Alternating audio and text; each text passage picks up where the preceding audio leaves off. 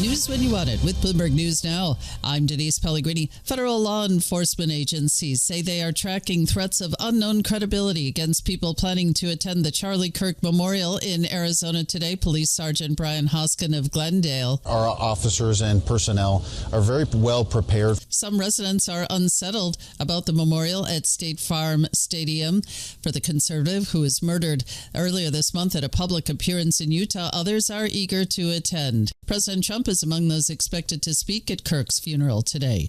A group of senior U.S. House representatives has arrived in China for talks with President Xi Jinping's government. It is the first such official visit in 6 years. Premier Li Keqiang says China would like to have mutual respect, peaceful coexistence, and win-win cooperation with the U.S. And U.S. Representative Adam Smith welcoming Li's remarks. The visit follows a call between President Trump and China's leader Xi Jinping. The U.S. group includes reps from the House Armed Services Committee and the House Foreign Affairs Committee. The visit also comes as the White House says it has a deal with China to allow TikTok to remain operating in the U.S., but under U.S. control.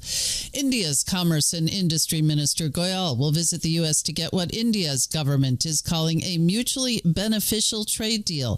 The trade talks are complicated, though, by issues including U.S. pressure on India over its purchases of Russian oil and a U.S. order to slap a fee on H-1B visa applications widely used by Tata Consultancy in the U.S. Tech chaos in the U.S. being reported this weekend, with some tech companies cautioning those with H-1B visas against travel after the White House announced its new policy, including a $100,000 application fee. The White House now says current holders of the visa will not have to pay the fee, but the tech companies are warning their employees that those visa holders may still face problems over the next few days till things settle down. Governor Gavin Newsom making his state the first in the U.S. to ban federal law enforcement from covering their faces while conducting missions in California, like detaining migrants. Newsom says it's in direct response to the immigration raids taking place in his state. He's accusing President Trump of creating a private army. We're not North Korea, Mr. President.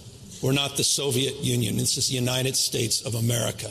And I'm really proud of the state of California and our state of mind that we're pushing back against these authoritarian tendencies and actions of this administration. The new law requires federal law enforcement to keep faces uncovered and badges worn prominently. There are some exceptions. There are also questions about whether or not a state law can be enforced on federal agents. The Department of Homeland Security is expressing outrage about the move. More delays at airports in Berlin, London, and Brussels today after that cyber attack on a key airline check-in system forced staff to process passengers manually. This traveler at London's Heathrow says some planes have been taking off mostly empty, leaving passengers, most of them just sitting there at the airport abandoned. Workers here have no information. They're not very helpful. So it's been we kind of felt really stranded. The outage stems from a cyber attack at Collins Aerospace. Knocked out its Muse software late Friday. That underpins check-in, boarding, and baggage systems for airlines worldwide.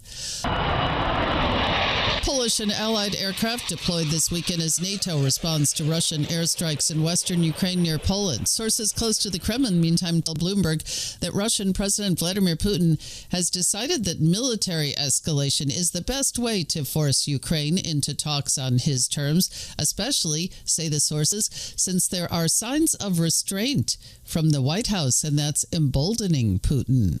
Inflation in focus this coming week on Wall Street after this past week's interest rate cut from the Fed ignited a rally that propelled stocks to record highs in the U.S. Emily Rowland, co-chief investment strategist at Manulife John Hancock Investments, sees the upward momentum continuing. 25+% returns for the S&P 500 in 23 and 24. And of course, we're up double digit again this year. So especially the high-end consumer that does own stocks is feeling pretty good. And that's feeding itself back into the economy. So far, we're not seeing those signs that a recession is forthcoming, and that could potentially keep this momentum going for some time. And we will be getting a read on the Fed's preferred inflation gauge Friday. talking about the personal consumption expenditures price index. Excluding food and energy, economists say it likely rose 0.2% in August compared with 0.3% in July. We'll also be hearing this coming week from Fed Chair Jay Powell. He'll be speaking on Tuesday in Rhode Island. Also on Tuesday, Argentina's leader announcing plans to meet President Trump in New York after hinting his country is in negotiations to halt a market sell-off and avoid a debt crisis. Halloween may be more than a month away, and it's always big business for some. This year is no exception, and looks like it's not too soon to decide on a costume this year. Bloomberg's Nancy Lyons has more. K-pop Demon Hunters, the show that shattered Netflix records for streams, will also be taking over your neighborhood this Halloween. Spirit Halloween is out with its most trendy costumes for the year, and K-pop Demon Hunters are right up there. So are Wicked costumes, with the sequel coming out this November, and Squid Game still has staying power with tracksuits and frontman masks among the favorites. I'm Nancy Lyons, Bloomberg Radio. And that's news when you want it with Bloomberg News Now. I'm Denise Pellegrini. This is Bloomberg.